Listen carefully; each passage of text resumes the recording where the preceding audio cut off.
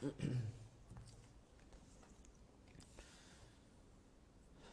الله العظيم الذي لا إله إلا هو الحي القيوم وأتوب إليه.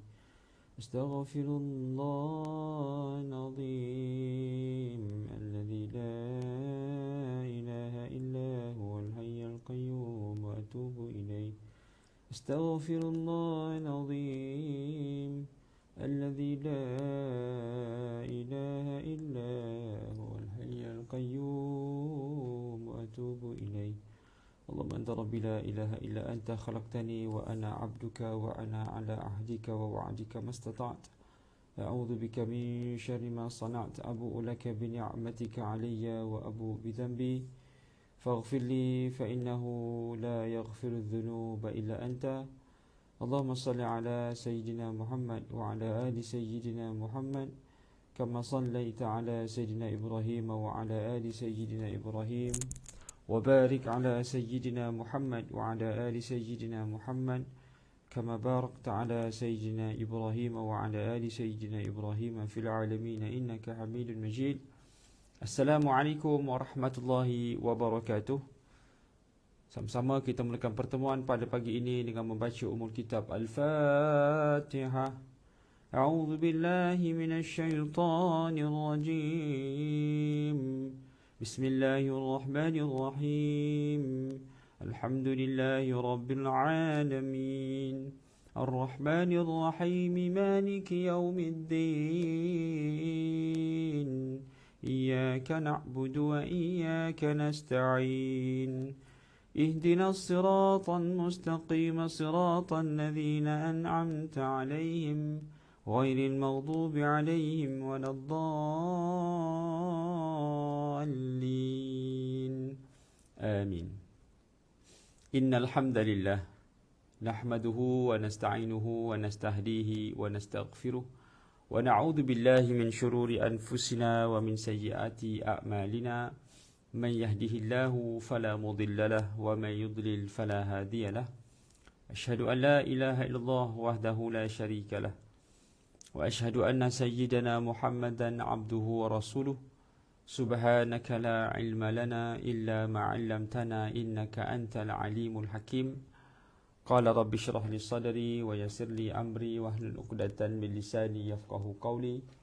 قد قال الله تعالى في كتابه الكريم بعد أعوذ بالله من الشيطان الرجيم. يا أيها الذين آمنوا اتقوا الله حق تقاته ولا تموتن إلا وأنتم مسلمون. صدق الله العظيم.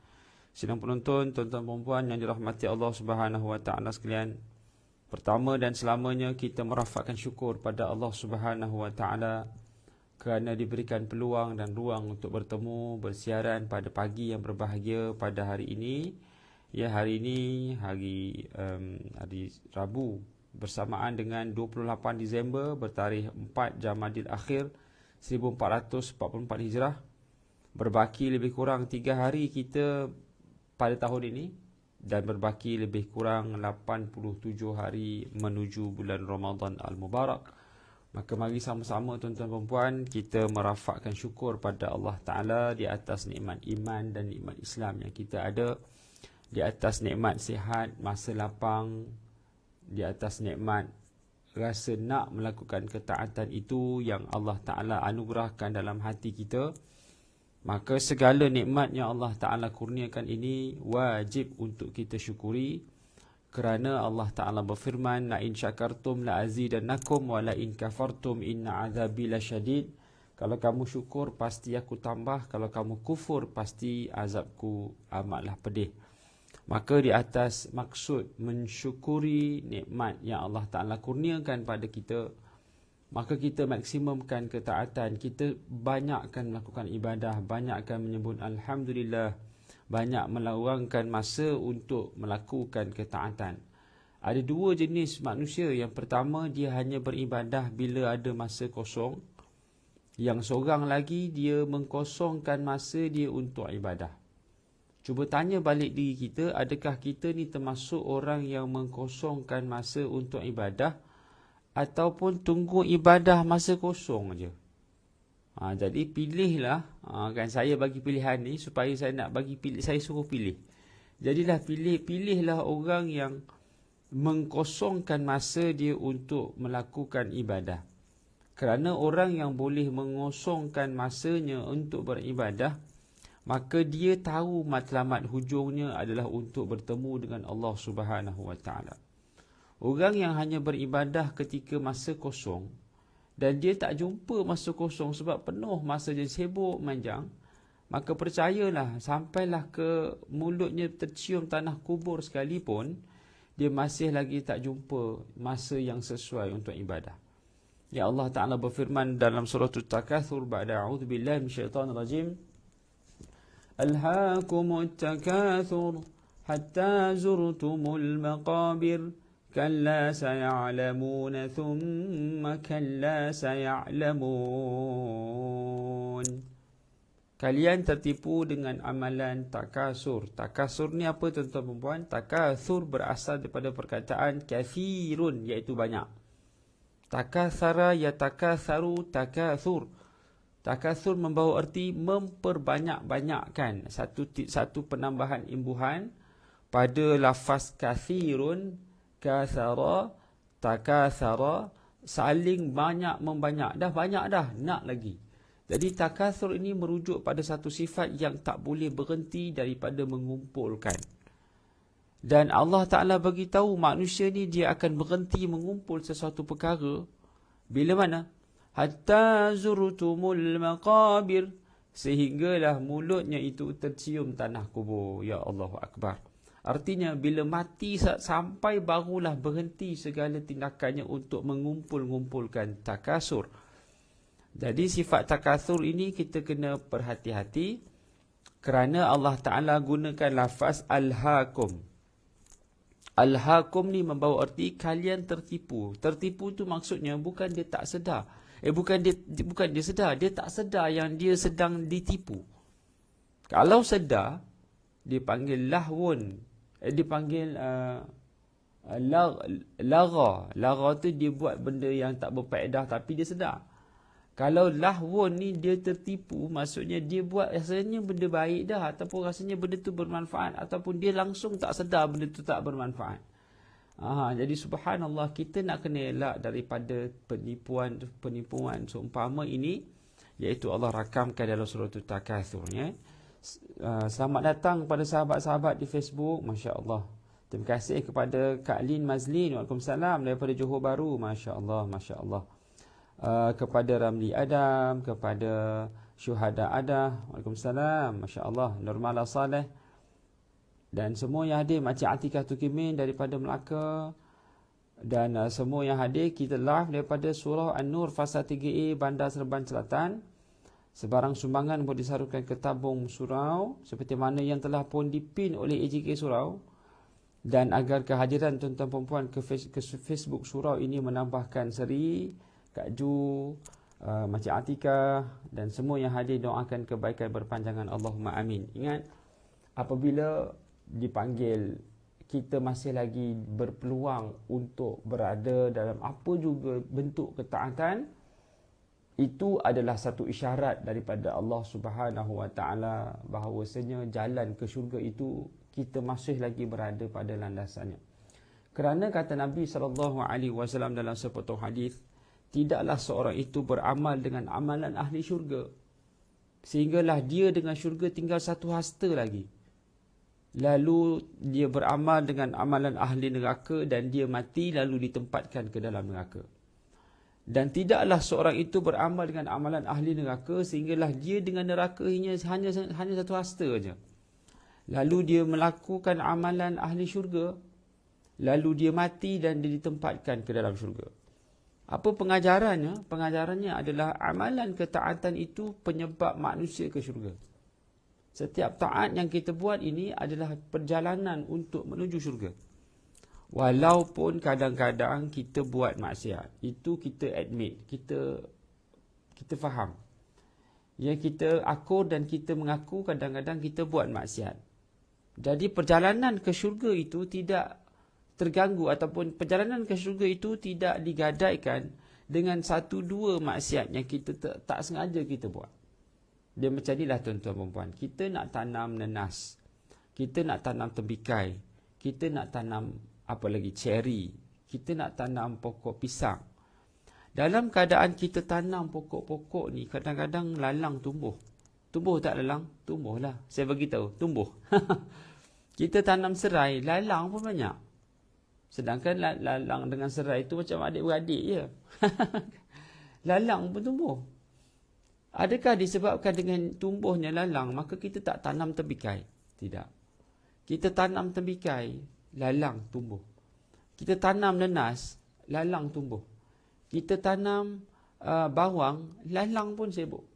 Pendek kata, apa juga jenis tanaman, lalang mesti akan datang.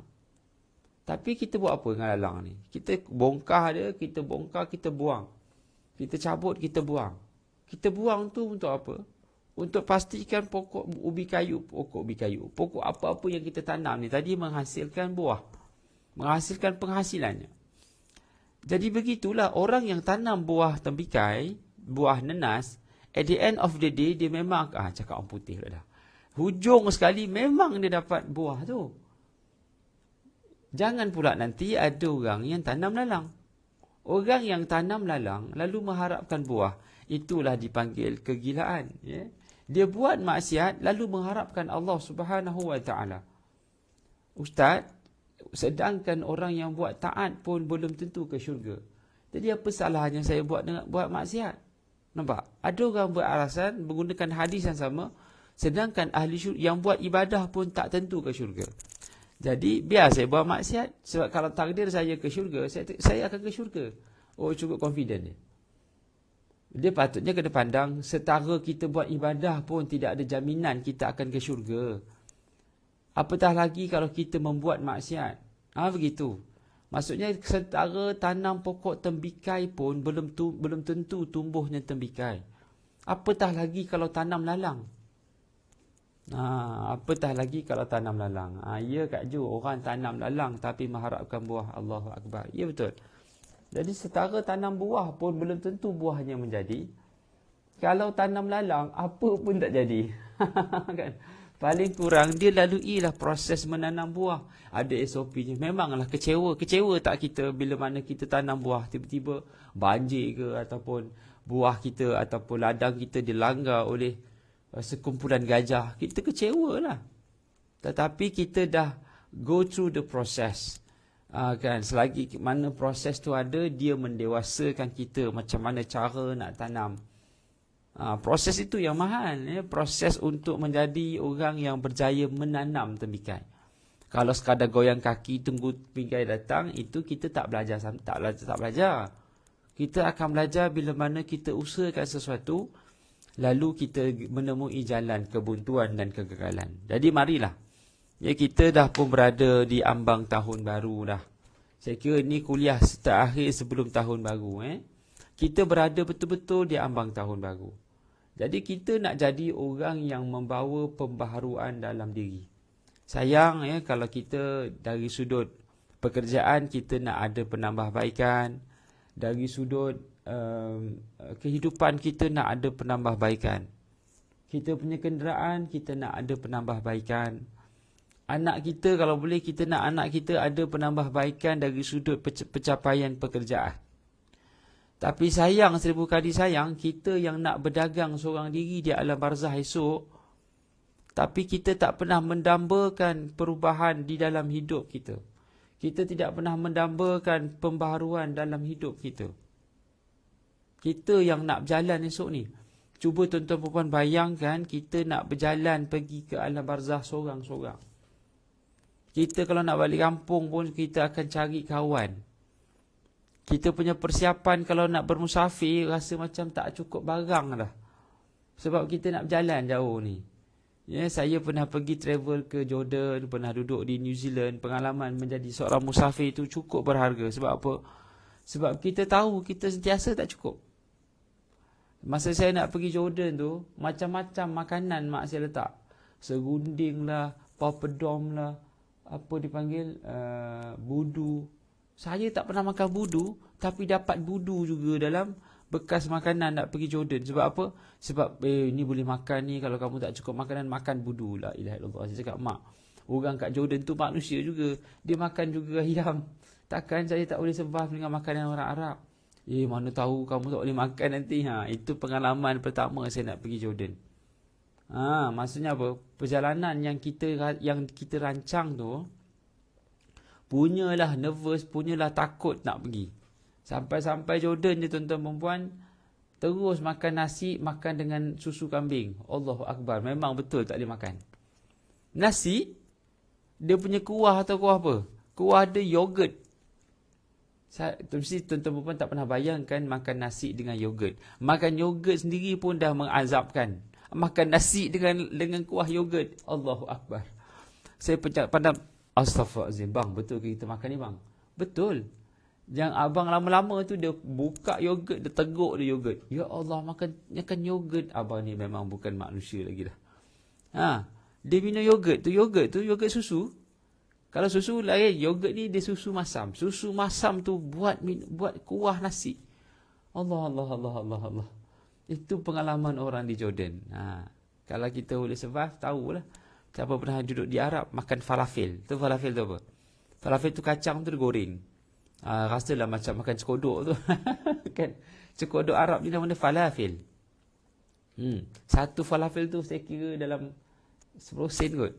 Sebelum pergi kelas mengaji, sebelum pergi kuliah, makan falafel RM1.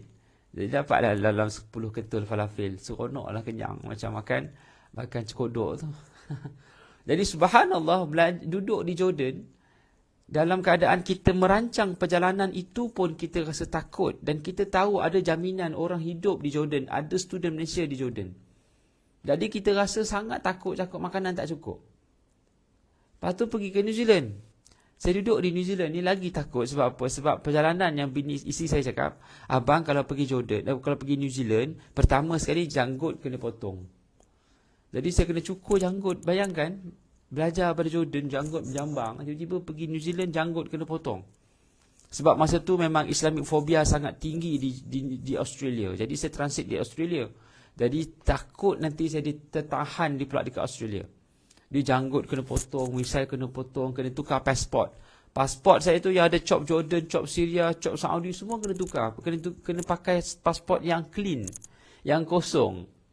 Jadi bila saya pergi ke New Zealand tu, jadi saya nak dianggap sebagai pelancong baru lah. Jadi bila dia check tu, dia tanya kita maklumlah baru balik pada negara Arab. Jadi saya tercakap bahasa Arab dekat airport tu. You Sabran Jamil? Naam, ana Sabran Jamil. Sudah. Saya bercakap Arab dekat kaunter tu, terus kena tahan 2 jam. Ya Allahu Akbar. Sebab punyalah dia takut dengan Arab, dengan orang Islam. Saya respon Arab je pun kena tahan. Takutlah kita, pasal kita first time kena tahan dekat immigration orang yang tak suka orang Islam. Lepas tu anjing datang, anjing hidu beg kita. Beg kita memang tak ada serunding, memang tak boleh bawa serunding. Sebab anjing tu datang nak hidu. Takut dihidu, dia dapat something ke, dia kata serunding ni apa ni, tembakau ke apa kan, kena zaman pula. Elok tak payah bawa makanan apa. Tapi ceritanya saya tersebut, Naam, ana sabrun jamil. Sudah. Tak pasal-pasal kena tahan 2 jam, pasal cakap Arab. Jadi pengalaman perjalanan travelling ni sangat mengajar kita. Mengajar saya lah secara personally, bahawasanya perjalanan yang jauh ini sangat memenatkan dan sangat bergantung harap kepada Allah. Yang paling menakutkan perjalanan kita lepas kita mati di dunia, kita nak take off flight, nak take off ini, kita nak pergi bertemu dengan Allah Ta'ala, perjalanan yang tidak ada penghujung. Berada di alam barzakh, berada di alam mahsyar bukanlah satu perjalanan yang menyeronokkan. Bagi mereka yang tidak membuat persiapan, perjalanan itu adalah perjalanan yang sangat menakutkan. Kita seronok tak tidur berkipas? Kita seronok tak kalau tidur tak ada katil? Tak seronok, saya bagi jawapan dia. Tak seronok. Cuba bayangkan betapa sempitnya berada dalam alam barzah, alam kubur. Ya, kita tak ada kipas, tak ada siapa. Yelah, memanglah sejuk tu kulit kita ni yang nak pakai. Kalau tak ada kulit ni, dia tak rasa panas. Sebab kita berpeluh ni, dekat bawah kulit ni, dipanggil epidermis. Epidermis ni, di bawah dermis ni, dia ada deria panas, dia ada deria sejuk, dia ada deria sentuhan, dia ada deria sakit. Ni kat kulit ni. Tapi kalau tak ada kulit, tak adalah rasa apa-apa. Tapi subhanallah, bayangkan dalam kubur tu panasnya dengan kala jengkirnya. Kita hidup dengan keseorangan. Perjalanan yang seorang itu takkan kita tak buat apa-apa persiapan. Yang lebih takutnya, persiapan itu pasti datang, dan kalau dia datang, dia tak pernah bagi isyarat. Perjalanan yang nak pergi umrah pun ada isyarat dia. Ada signal dia. Mutawi akan kata, sidang jemaah, jangan lupa esok pukul 4 petang tunggu di airport, kita nak flight take off lepas maghrib. Pukul 4 dah sampai airport, punyalah sedia nak pergi airport tu. Siapa pergi umrah tahulah semangat tu. Tapi bayangkan kalau kita nak take off pergi ke alam barzakh, Allah datangkan isyarat rambut putih, Allah datangkan isyarat gigi patah, Allah datangkan isyarat mata kabur, Allah bagikan isyarat kulit kendur, Allah bagikan isyarat lutut goyang, Allah bagikan isyarat orang mati depan kita, Allah bagi isyarat kita dengar berita kematian. Itu semua isyarat yang mengatakan kita will be the next. Kita adalah orang yang bakal take off sama. Ya, betul, pengalaman sambal goreng nak kena buang. Betul. Pengalaman ke Sydney, bila sambal goreng nak kena buang, masa tu hentam je speaking English. Masya Allah, Makcik Atikah. Dia tahan tu kan, Makcik Atikah kan, dia tahan kita punya bag tu. Bawang goreng pun tak boleh. Serunding pun dia tak bagi. Dia tak bagi bawa makanan. Dia suruh kita makan makanan dekat Australia je. Tapi syukurlah makanan dekat Australia ni banyak orang Islam. Dekat New Zealand limited sikit.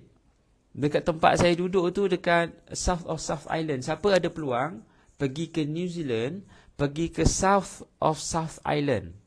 New Zealand ni dia ada dua pulau, North Island, Northern dengan Southern. North Island dia ada Wellington, dia ada Auckland, dia ada Palmerston North. Kalau di belah South Island, dia ada Christchurch, dia ada Dunedin. Lepas tu dia ada Center of Attraction ni dipanggil Queenstown. Jadi saya duduk di South Island. Tahu tak South Island tu besar mana? South Island tu sebesar Malaysia ni. South Island tu je sebesar Malaysia. North Island tu sebesar Borneo. Oh, besar rupanya. Ni besar. Jadi South Island tu saya duduk, di situ kurang sikit orang Malaysia. Kalau ada pun mungkin masjid pun tak ada lah. Masa tu saya di Australia, di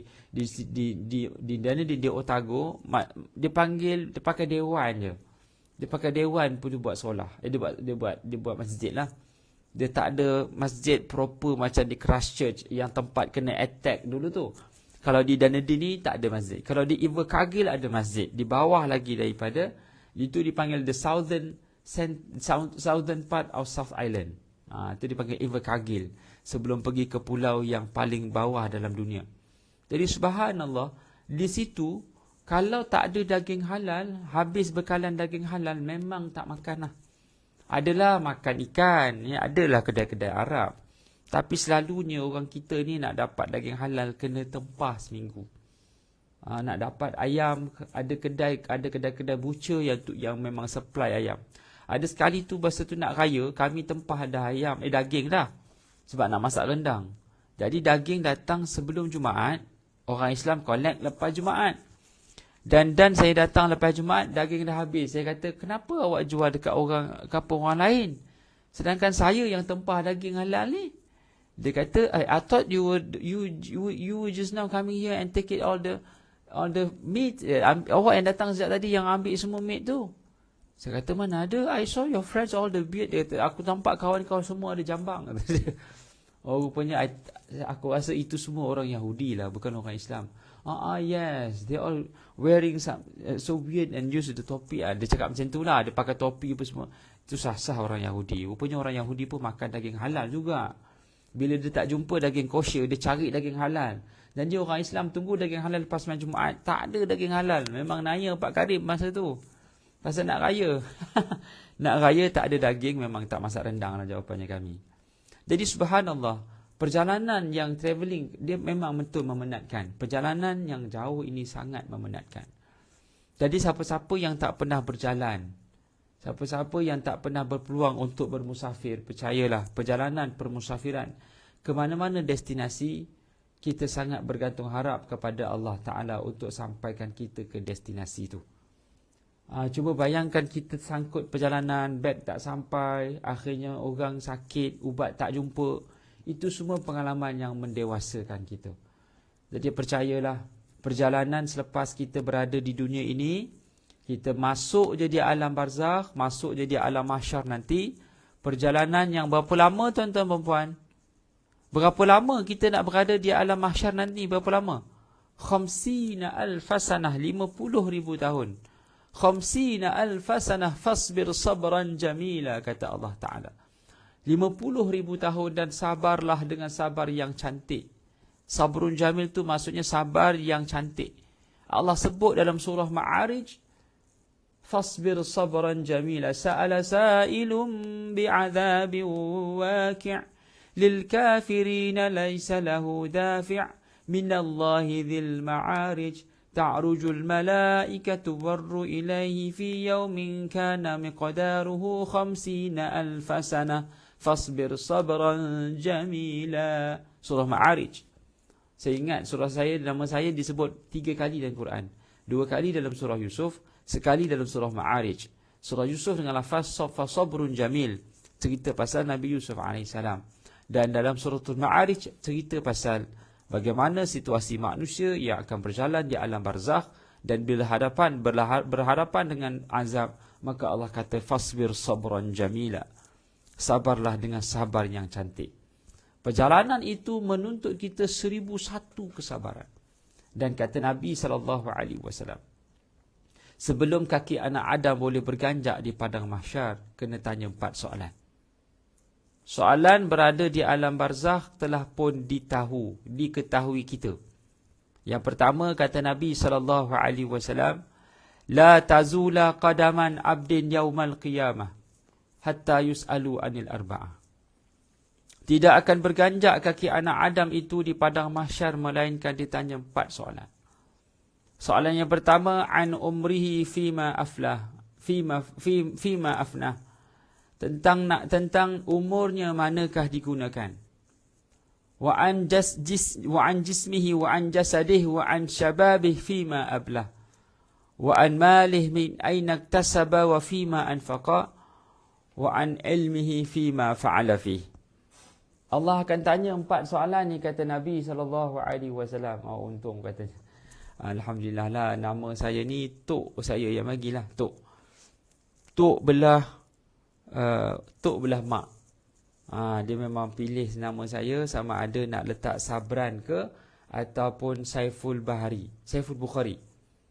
Masa tu Tok saya buat undian, Sabran Jamil ke Saiful Bahari, Sabran Jamil ke Saiful Bahari. Dia buat undian, keluar nama Sabran Jamil. Jadi nama saya Sabran Jamil, Tok saya lain bagi. Tok arwah Tok saya lah. Dia dulu guru besar di SK Lasah Sungai Siput. Dia lah yang bagi tu, masya-Allah. Baik, sambung. Jadi kata Nabi SAW, kita di padang mahsyar nanti kita akan ditanya 4 soalan. Soalan pertama ditanya tentang apa? Tentang umur. Kalau kita tak cermat tentang menggunakan umur yang kita ada, kita meniti jalan yang sangat menakutkan. Yang kedua, Allah Ta'ala kata Nabi SAW, Allah akan tanya berkenaan dengan syabab ataupun pemuda ataupun tenaga. Umur dan tenaga. Fima ablah. Di manakah kita habiskan? Yang ketiga, Allah Subhanahu Wa Ta'ala akan tanya wa an malih min aina iktasaba wa fima anfaqa. Hartanya mana dapat dan manakah dibelanjakan. Yang keempat, tentang ilmunya, fima fa'ala fih, tentang apakah digunakan. Baru kaki boleh berjalan mencari Rasulullah SAW untuk dapat syafaat. Kalau kita tak layak untuk bergerak di padang mahsyar, duduklah situ. Kata orang Negeri Sembilan, ontok je lah. Kan? Duduk je lah pasal tak boleh bergerak. Pasal tak dapat jawab 4 soalan. Tentang umur, tentang tenaga, tentang harta, tentang ilmu. Kalau kita tak dapat jawab, maka kita duduk di situ. Nabi SAW akan cari umat-umat dia. Tapi sayang kalau kita tak mampu bergerak, macam mana kita nak bergerak berjumpa dengan Rasulullah SAW. Selamat datang pada yang hadir pada pagi ini, Masya Allah, sebelah kepada Siti Maisarah. Terima kasih atas kehadiran. Banyak duk rumah je Ustaz. Alhamdulillah ala kulli hal. InsyaAllah one day nanti dah ada encik suami boleh berjalan, kata Siti Maisarah. Masya Allah. Amin, amin ya rabbal alamin. Kita doakan agar siapa yang tidak bertemu jodoh, bertemu jodohnya. Siapa yang nak berjodoh kembali, boleh juga bertemu jodoh. Amin. Terima kasih Hakak Ahrul Niza. Masya Allah. Masya Allah. InsyaAllah Siti Masyarah boleh berjalan. Tak payah tunggu ada suami, boleh je berjalan. Masya Allah. Tok Ustaz ada banyak ilmu. Masya Allah. Masya Allah. Kalau ada jodoh tak ke mana Sarah. Masya Allah. Asim, cantik nama Ustaz. Alhamdulillah lah. Itu Tok yang bagilah. Masya Allah. Jadi apa pun juga, kesimpulan yang kita nak bawa pada pagi ini adalah tahun baru tinggal 3 hari lagi. Waalaikumsalam pada semua yang hadir. Tahun baru tinggal 3 hari. Yang kita nak cagarkan adalah nilai kita bertambah. Kalau umur bertambah, tapi nilai kita tak bertambah. Kalau emas ni, saya pernah tanya seorang yang jual emas.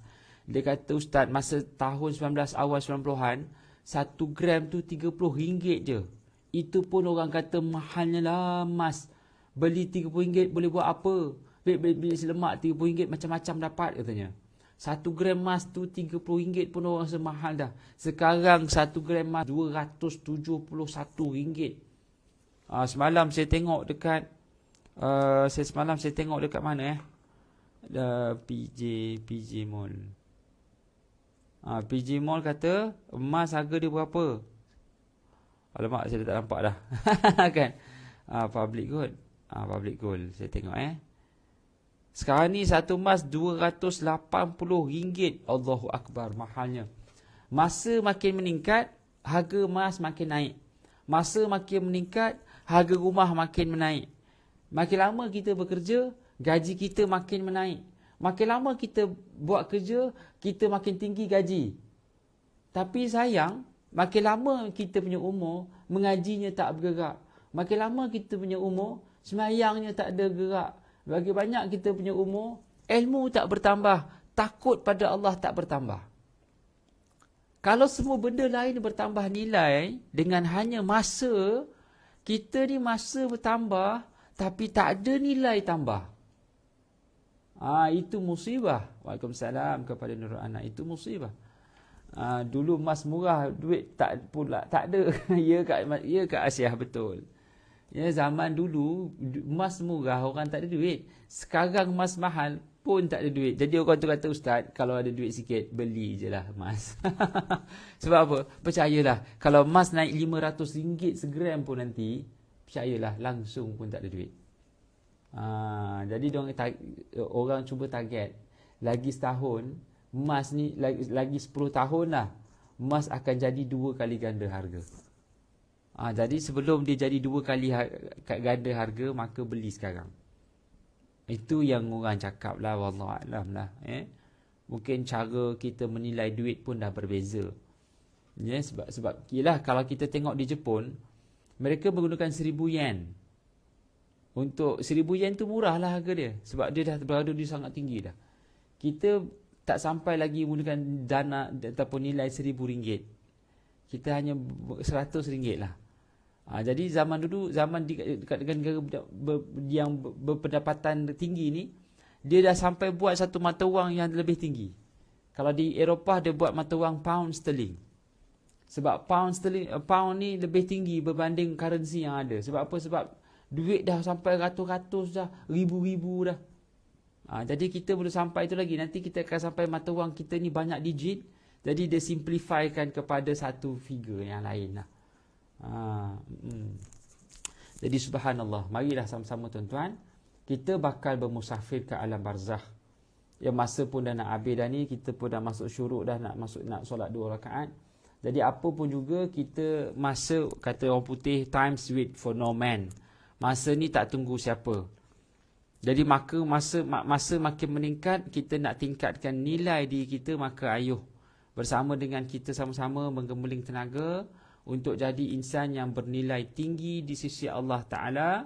Solatnya lebih bernilai, infaknya lebih bernilai, mengajinya lebih bernilai, diri kita lebih bernilai dengan takutnya kita pada Allah Ta'ala. Kata Allah Ta'ala, inna akramakum indallahi atqakum. Sesungguhnya orang yang paling mulia di sisi Allah Ta'ala adalah orang yang paling takut di kalangan hamba-Ku. Jadi orang yang takut ini nilainya tinggi. Maka marilah sama-sama kita jadi insan yang terbaik di sisi Allah Subhanahu Wa Ta'ala, insya-Allah. Kita berjumpa pada minggu hadapan, iaitu tahun depan. Apa yang baik itu pada Allah Ta'ala, yang kurang itu kelemahan diri saya sendiri. Mohon maaf di atas kekurangan. Terima kasih di atas peluang dan kehadiran tuan-tuan perempuan pada pagi ini. Jangan lupa tekan button like dan share. Mewakili barisan AJK Surau An-Nur Fasa 3A Bandar Seremban Selatan, mengalu-alukan kedatangan tuan-tuan perempuan, dan dana sumbangan boleh disalurkan ke 05012010 053038 Bank Islam.